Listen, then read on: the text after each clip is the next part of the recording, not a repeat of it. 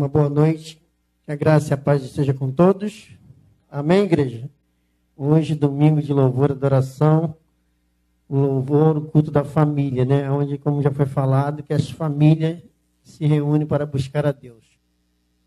Queria eu que toda a minha família estivesse aqui, né? Iniciar a semana louvando a Deus. E quando nós colocamos Deus à frente, começamos dando o primeiro dia para Deus, né? Tudo vai bem no decorrer da nossa semana. Porque, para quem não sabe, domingo é o primeiro dia da semana, né? Eu fui conhecer isso depois que me tornei cristão, né? Se você parar para analisar, segunda já é o segundo dia. Então, o final de semana é só sábado. Domingo é o primeiro dia da semana. E é o primeiro dia que nós começamos a louvar a Deus. E Deus está aqui nesta noite para abençoar a sua vida. Vamos abrir a nossa Bíblia no livro de 2 Crônica, capítulo 29. Amém? Eu quero mandar um alô aí para todo o Brasil, que tem compartilhado comigo através desta live. Que eu tenho certeza que aonde estiver chegando a minha voz, chegará a bênção de Deus. Cada lar agora que está recebendo essa palavra, que o Espírito de Deus esteja realizando um milagre. Quero mandar um abraço para a irmã Marisa, lá do Pará, a Bernadette de Três Rios, a irmã Evência também de Três Rios, que tem assistido. Pessoal de Mar de Espanha, quero mandar um alô também. São Paulo, enfim, todo lugar do Brasil, onde tem chegado a minha voz, que aí chega a bênção de Deus. E nós vamos ler aqui em 2 Crônica, capítulo 29, nós vamos ler a partir do verso 1. Amém? Eu quero que você entenda isso. Tinha Ezequias 25 anos de idade quando começou a reinar, e reinou 29 anos em Jerusalém. E era o nome de sua mãe, Abia, filha de Zacarias.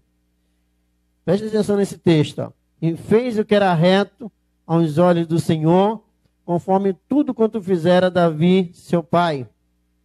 Ele, no ano primeiro do seu reinado, no mês primeiro, abriu as portas da casa do Senhor e as reparou. Preste atenção nisso. E trouxe os sacerdotes, os levitas, e os ajuntou na praça oriental.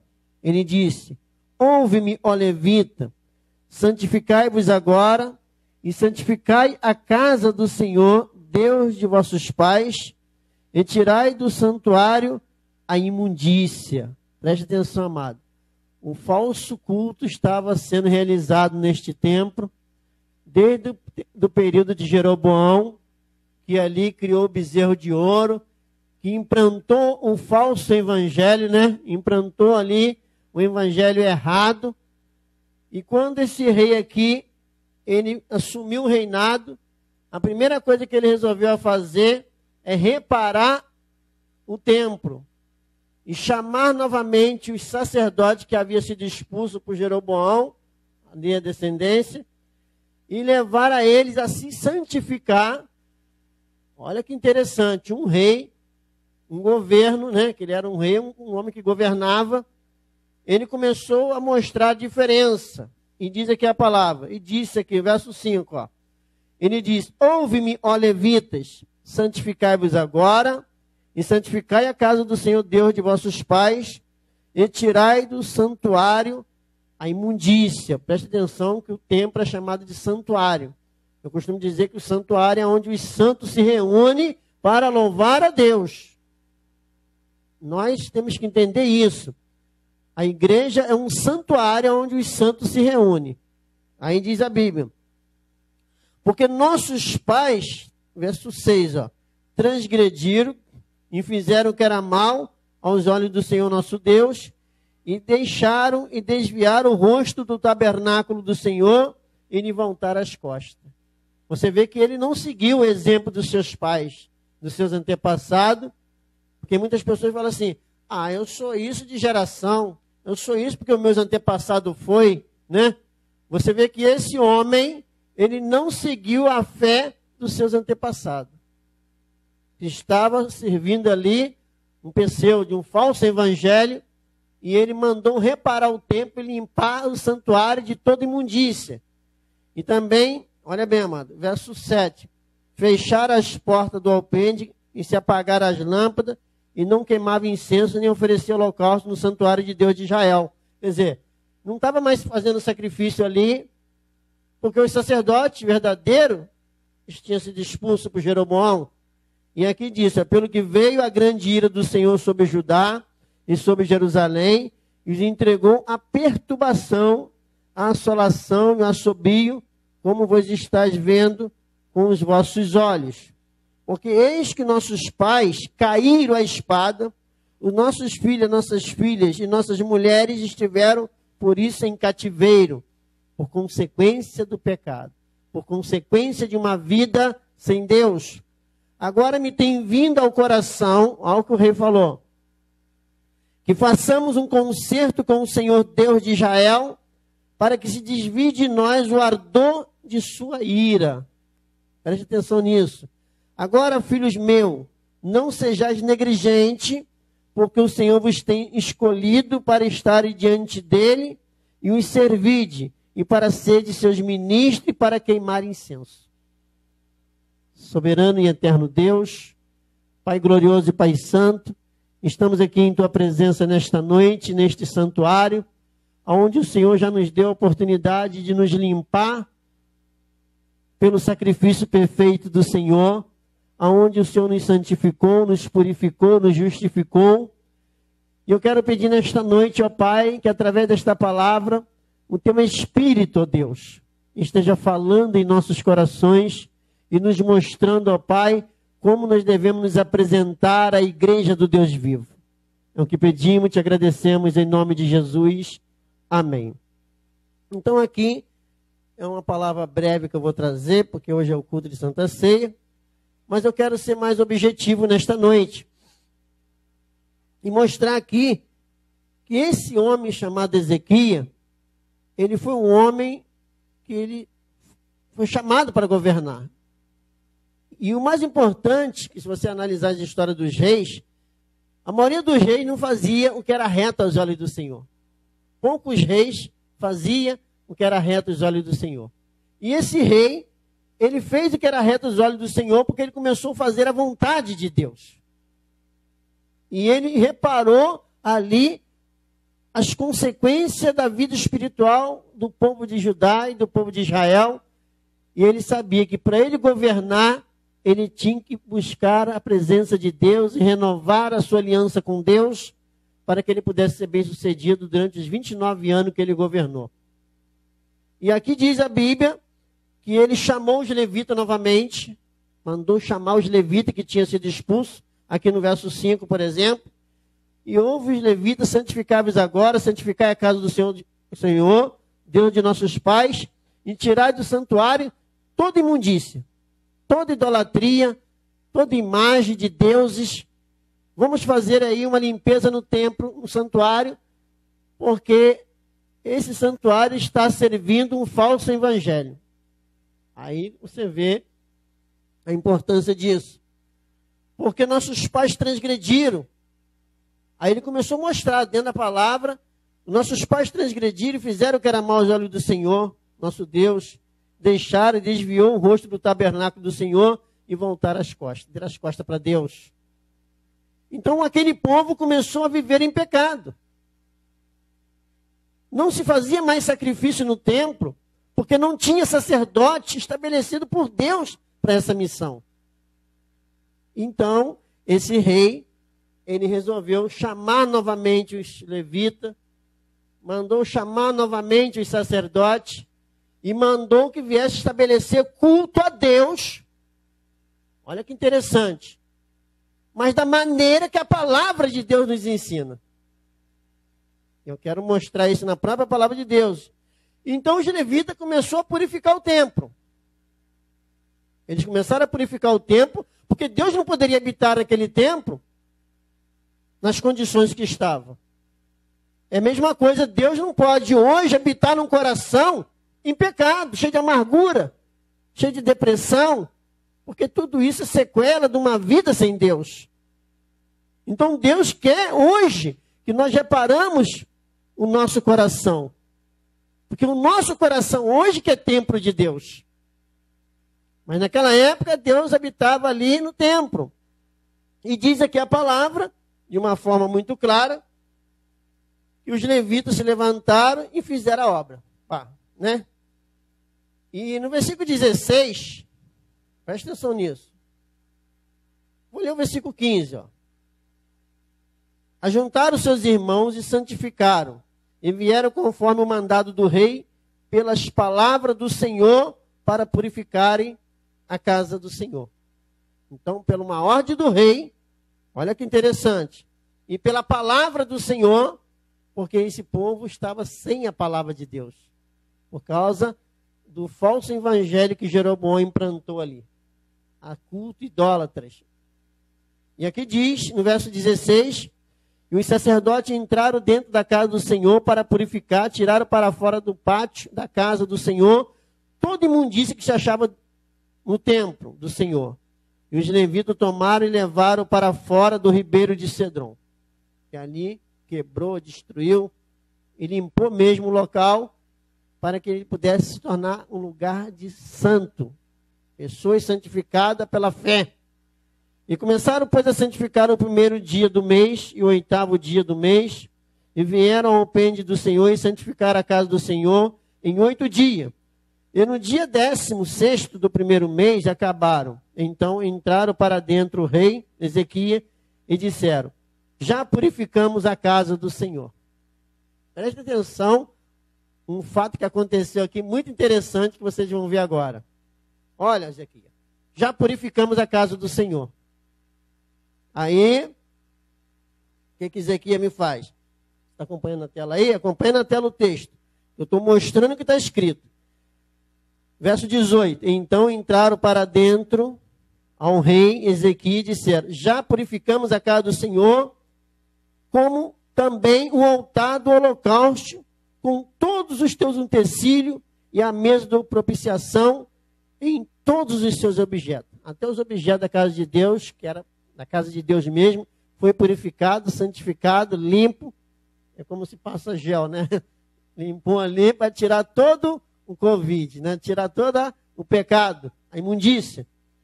E também todos os objetos que o rei Acais, no seu reinado, lançou fora na sua transgressão, já preparamos, santificamos, e eis que estão tudo aqui diante do altar do Senhor. Quer dizer, fez uma limpeza, né? Isso tudo para poder adorar a Deus. Então o rei Ezequias, verso 20, se levantou de madrugada, ajuntou os maiorais da cidade, subiu à casa do Senhor e trouxeram 7 novilhos. Olha que interessante. 7 carneiros, 7 cordeiros, 7 bodes para o sacrifício expiatório pelo reino e pelo santuário e por todo Judá. E Ezequias disse aos filhos de Arão, os sacerdotes, que oferecessem sobre o altar do Senhor.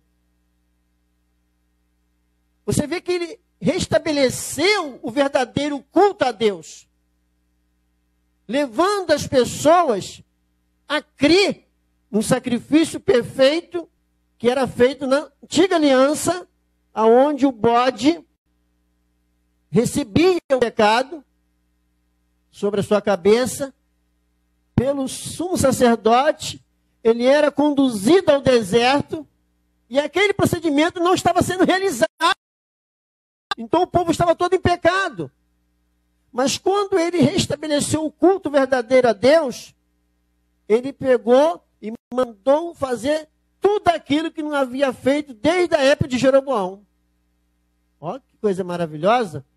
E a mesma coisa que Arão fez lá atrás, em Levítico 16, ele mandou fazer da maneira que estava escrito lá em Levítico 16. Pega os bodes, pega os 7 cordeiros, 7 carneiros, faz sacrifício por vocês, se purifica. Agora, faz pela nação.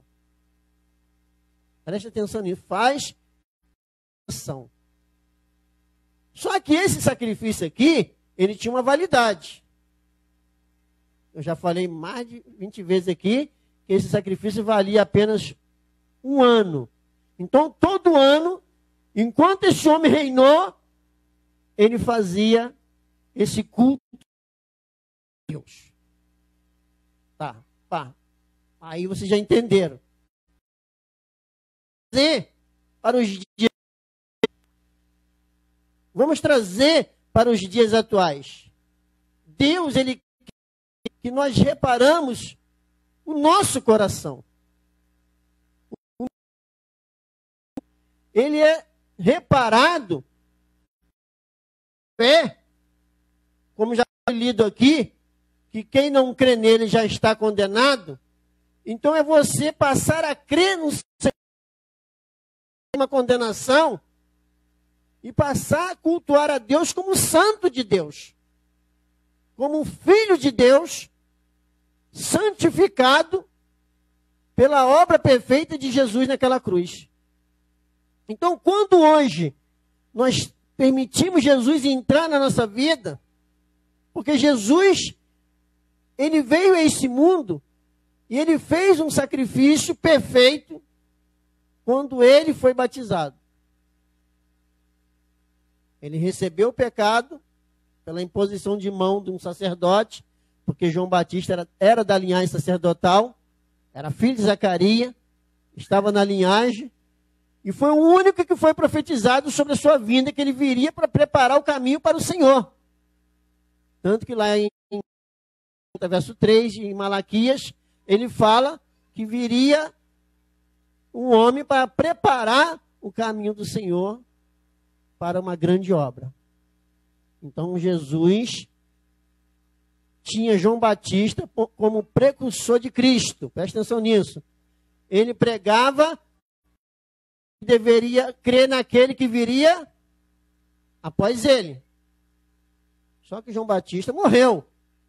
E nós hoje pregamos preparando a igreja do Senhor para encontrar com o Senhor Jesus.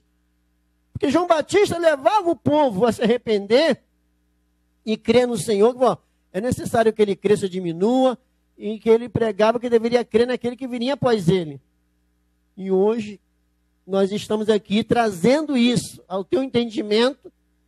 O sacrifício de Jesus, ele veio para te limpar, te tornar mais alvo do que a neve. Te tornar santo e justo do Senhor. É como lá em Mateus capítulo 9, conta uma história de Jesus estar no templo e levaram um homem até Jesus, um homem doente, encamado, e subiram lá por cima, lá, e abriram um buraco no telhado e desceu aquele homem até Jesus. Jesus olhou para aquele homem e disse: filho, perdoado já estão os seus pecados. Olha lá, está escrito lá. Ó. Entrando no barco, passou para outro lado, chegou à sua cidade e eis que lhe trouxeram um paralítico deitado numa cama. E Jesus, vendo a fé deles, e disse ao paralítico: filho, tende bom ânimo. Perdoado te são os teus, né? Aí os pessoal falam: mas esse homem pensa que é para dizer que Jesus, para dizer que está perdoado os seus pecados? Só quem pode perdoar pecado é Deus. Aí Jesus falou assim: eis que alguns escribas diziam entre si, ele blasfema. Mas como eu já dei um estudo aqui sobre os atributos de Deus, Deus é onisciente. Jesus é Deus. E Jesus, conhecendo os seus pensamentos, porque é um dos atributos de Deus: por que pensais mal em vossos corações? Eles não falaram, eles só pensaram. Aí Jesus fala o quê? Pois qual é mais fácil dizer: perdoados te são teus pecados, ou dizer: levanta-te? Mas pare e pense agora. Jesus tinha já morrido na cruz? E por que ele já estava dizendo que as pessoas já estava perdoado? Porque ele já havia tirado o pecado. Aí eu pergunto: hoje se ensina que Jesus ainda vai tirar lá na cruz. Jesus já tinha tirado. Mas como o salário do pecado é a morte, Jesus foi lá na cruz e derramou o seu sangue para nos limpar. Então eu não quero preocupado com o templo. Porque hoje o templo que eu estou pregando não é o templo feito de tijolo. Mas é o tempo que é a sua vida. É noite de você limpar o teu coração pela fé. Nós somos salvos pela fé. Nós não somos salvos pelas obras. Senão, quem tem uma condição boa estava no céu. Né? Não é? Então, nós somos salvos pela nossa... Isso não vem de vós. O que significa? Uma capacitação que Deus te dá para você chegar aos céus, para você poder cultuar a Deus com um culto racional. Mas as pessoas não estão cultuando a Deus com culto racional. Quando as pessoas dizem assim, eu não tenho pecado, eu sou pecador, e quem não tem? Quem não tem? Não é assim que eles dizem? Ainda julga por todo mundo, acha que todo mundo é igual. Então, se a obra de Cristo, ela tem esse poder, porque ela é muito mais superior fazia, que o rei Ezequias mandou os sacerdotes fazer. E ali eles cultuaram a Deus com um culto racional. E ali, de uma forma extraordinária. Aí um certo tempo, passou um tempo, isso é normal do ser humano, o ser humano começa às vezes a perder um pouco a visão espiritual. Aí um dia, ele sofreu uma enfermidade. Né? Aí o profeta Isaías foi lá falar, olha, Deus vai te recuperar. Prepara a tua casa. Mas ele, o quê? Ele botou-lhe o joelho no chão. E antes que Isaías chegasse na porta da cidade, o que Deus falou? Volta lá e acrescenta mais uns anos de vida para ele. Por quê, amado? Qual foi a oração dele? Ele queria salvar o povo da mão de Senaqueribe, né? Senaqueribe era um homem que estava cultuando lá os deuses dele e disse que Deus dele era muito mais superior do que o Deus de Israel. E como esse homem era um homem corajoso, determinado, Deus falou, peraí, eu vou deixar ele vivo mais um tempo, né? Eu vou deixar ele vivo, não vou deixar ele morrer agora não. Mas ele se colocou ali em prol da nação. E ele foi curado daquela enfermidade e Deus ainda acrescentou acho que 15 anos de vida para ele. Porque esse homem, ele buscou uma intimidade com Deus. E quando nós temos uma Deus nos dá grandes livramentos, como eu já tive vários livramentos, né? Uma vez eu vinha na Via Dutra, eu dei uma cochilada e o carro me deu uma fechada, eu fui fora do canteiro, parou meio metro mais ou menos diante de um poste. E o carro estava lotado, estava eu, meu irmão e mais 3 pessoas no banco de trás. Não sofremos nem um arranhão. E Deus falou no meu coração, você não vai morrer agora não. Foi, ô glória. Né? Que bom que Deus me deu esse livramento.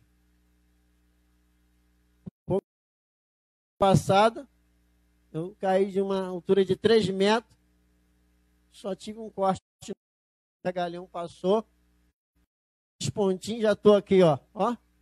Já. E Deus não permitiu que eu caísse de 6 metros de altura, em cima de um monte de bagulho, que eu poderia ter ido a óbito ou ficar encamado em cima de uma cama.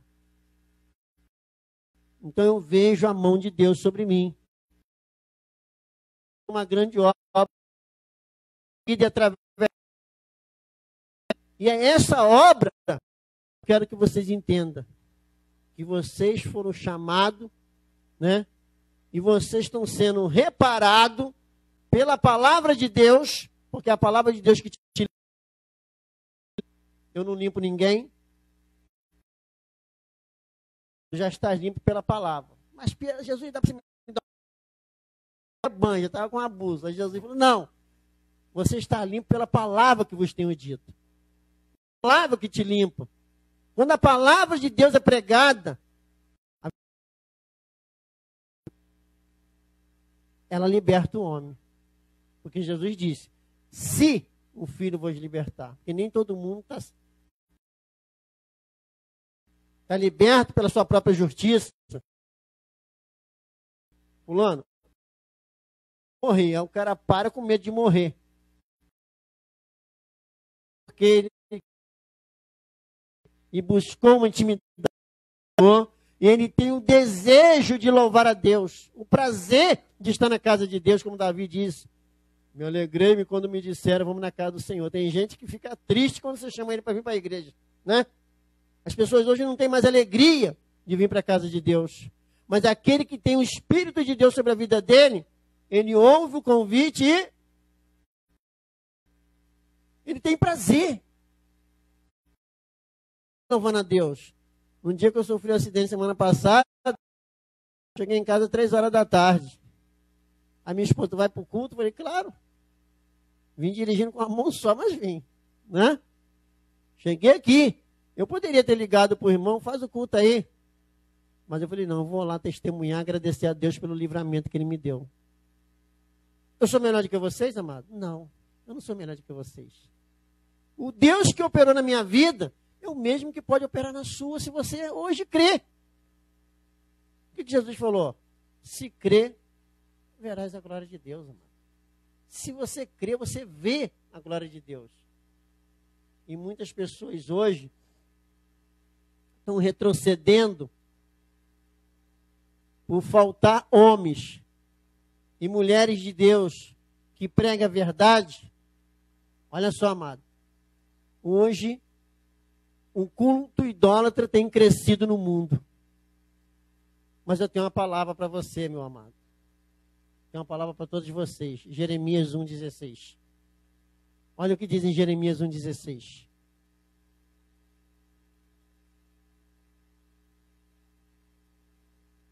Ó, bota o 15 aí.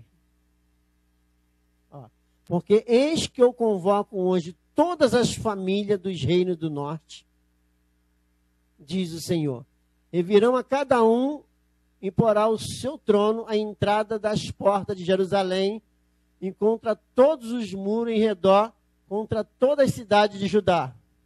16.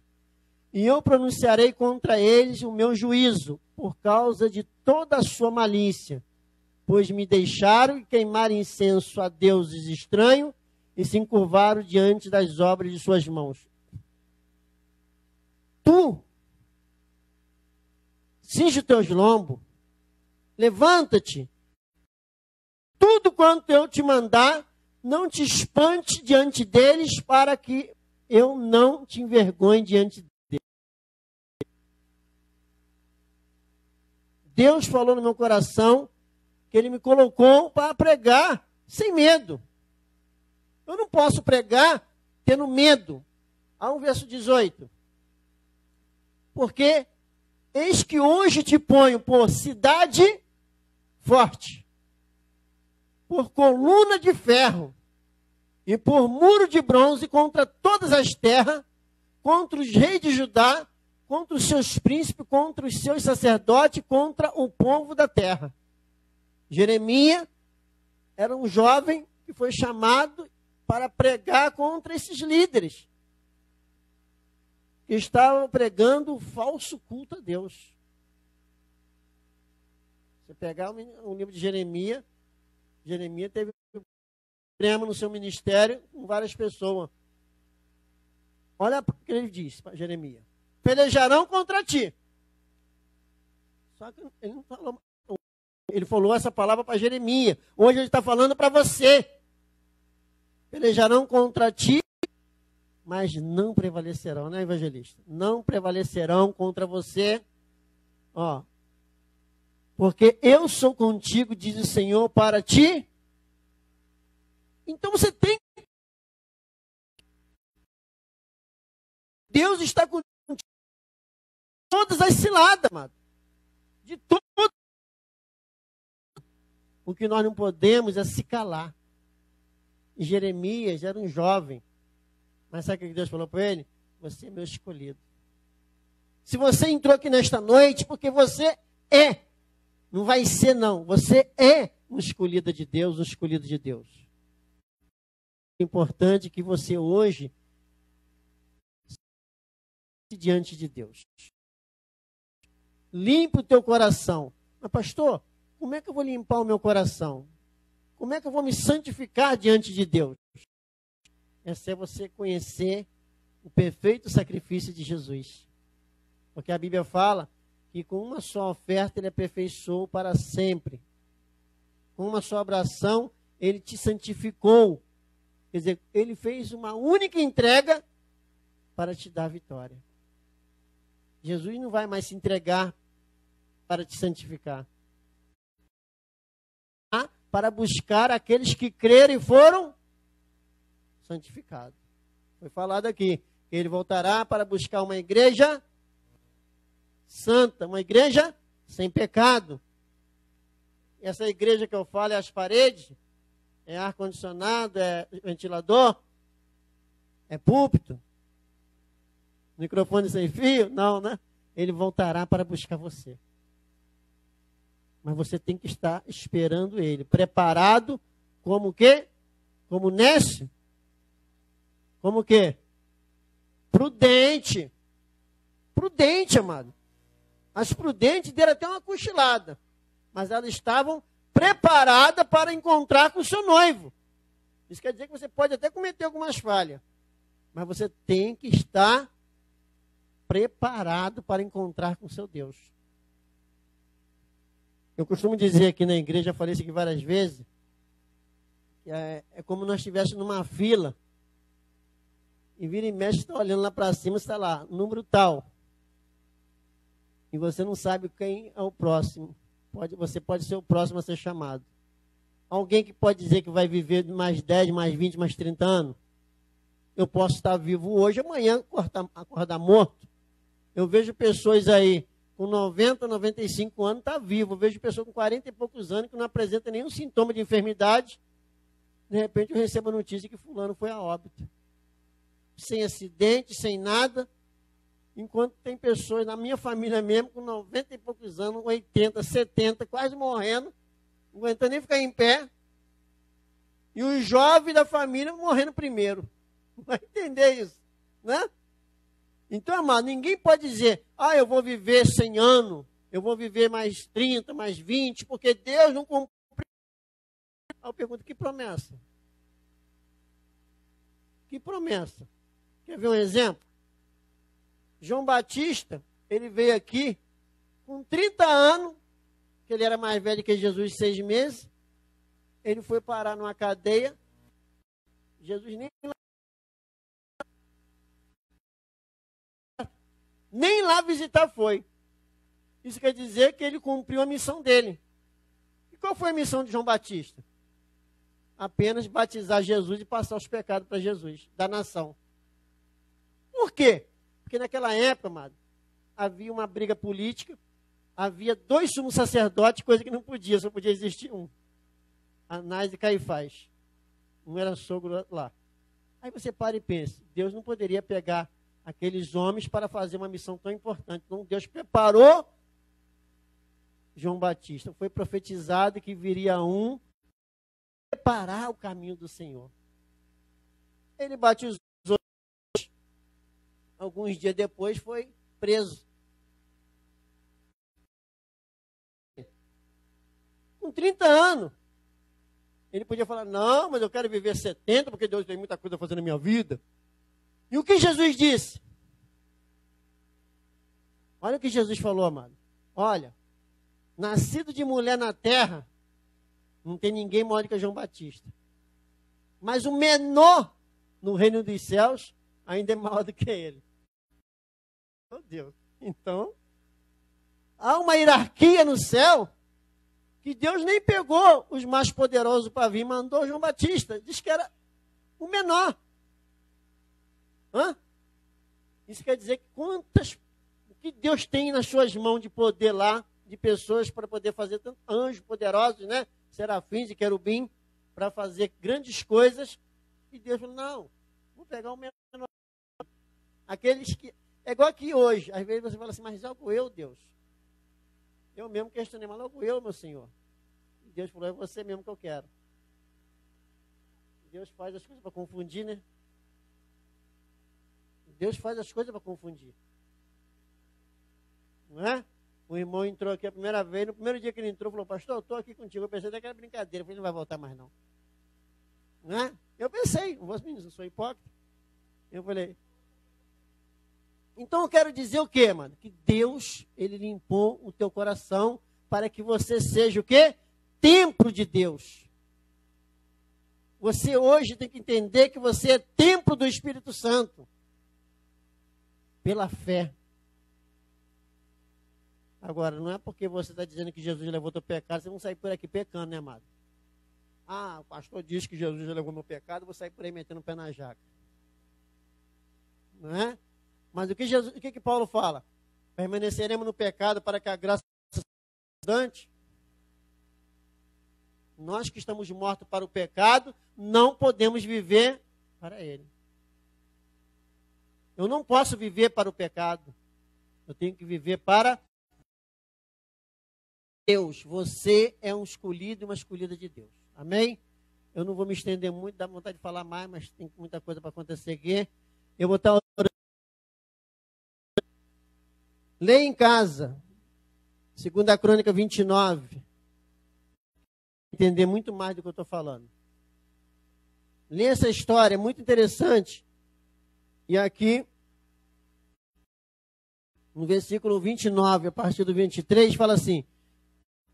2 Crônica 29, 23. Então trouxeram os bodes vistos pelo pecado. Olha bem. Da maneira que era feito lá. Quer dizer, ele risca do jeito que estava escrito. Ó, 23, 29.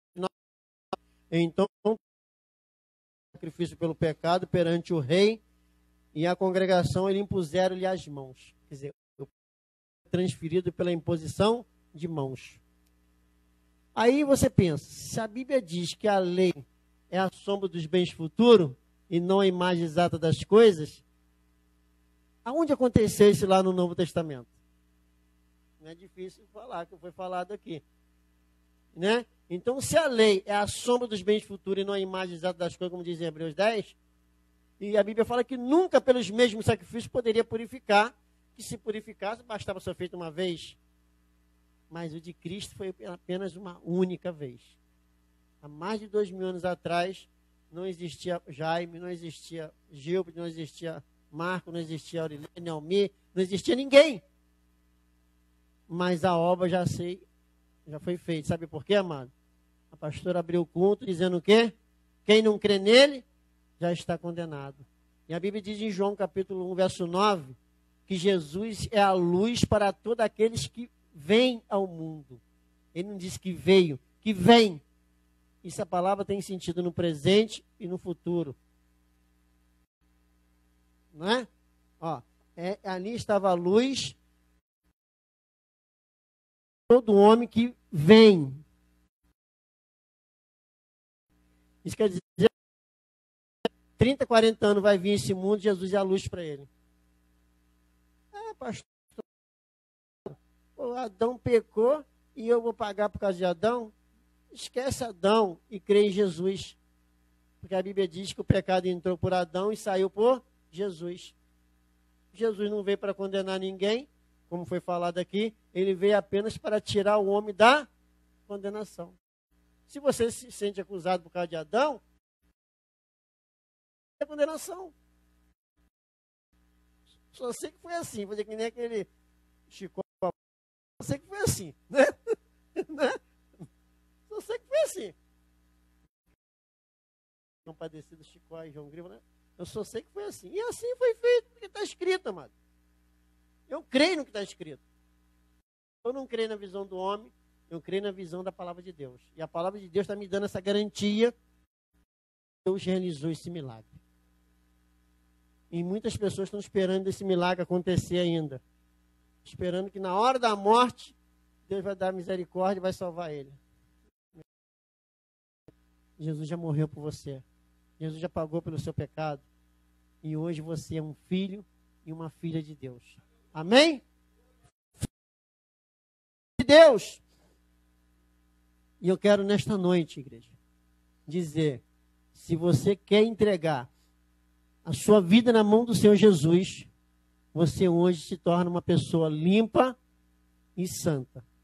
Se você hoje ainda não entregou sua vida para Jesus e você quer se tornar uma pessoa limpa para vencer, eu quero que você abra o teu coração agora.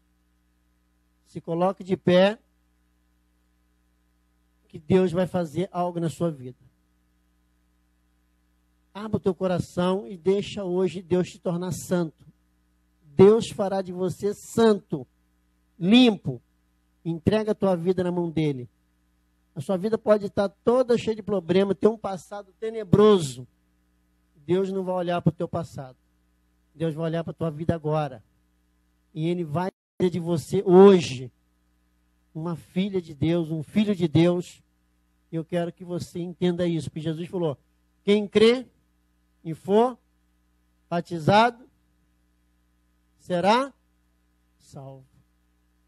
Pastor, o que eu tenho que fazer então? Primeiro crer. Pastor, eu já sou batizado e me batizei quando era criança. Me batizaram quando era criança, mas eu nem lembro. Eu não criei nada.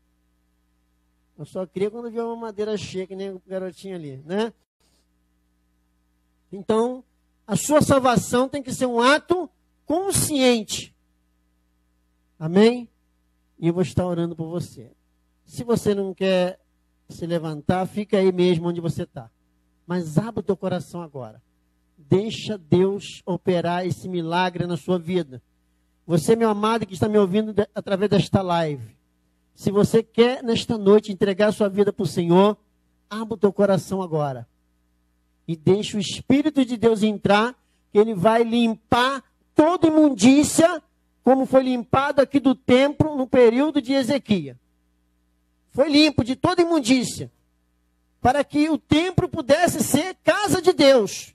E você será Deus, morada do Senhor, porque você será santificado. Soberano e eterno Deus, Pai glorioso e santo, diante de tua presença agora, meu Pai, eu oro e intercedo, meu Deus, por cada ouvinte aqui neste lugar. Eu oro e intercedo por cada ouvinte através desta live. Eu peço, Espírito de Deus, que o Senhor esteja limpando agora, Senhor, este coração, dessa mulher, desse jovem, dessa adolescente, Senhor, mas que a partir deste momento, ó Deus, que através desta palavra, o Senhor esteja resgatando esta vida, Senhor, da morte. Resgatando essa vida das trevas, meu Pai. E dando ela a oportunidade de ter o seu nome, Pai, escrito no livro da vida. É o que eu te peço nesta noite, meu Deus. E te agradeço em nome de Jesus. E toda a igreja do Senhor diga amém. Que Deus abençoe você em nome de Jesus. Amém?